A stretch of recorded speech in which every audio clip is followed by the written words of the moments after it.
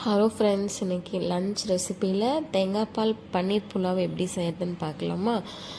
எண்ணெய் ஊற்றி நெய் ஆட் பண்ணிக்கலாம். இது கூட ஸ்பைசஸ் ஆட் பண்ணிக்கிட்டு வெங்காயம் பச்சை மிளகாய் குட்டி குட்டியாக சாப் பண்ண பன்னீர் ஆட் பண்ணி நல்லா ஃப்ரை பண்ணிக்கிட்டு அது வதங்கின பிறகு இஞ்சி பூண்டு பேஸ்ட் ஆட் பண்ணிக்கலாம். இஞ்சி பூண்டு பேஸ்ட் ஆட் பண்ண பிறகு புதினா கொத்தமல்லி ஆட் பண்ணி ஒரு 2 மினிட்ஸ்க்கு நல்லா வதக்கி விட்டுக்கலாம். அதுக்கப்புறமா நம்ம தக்காளி ஆட் பண்ணி நல்லா வதக்கிக்கலாம்.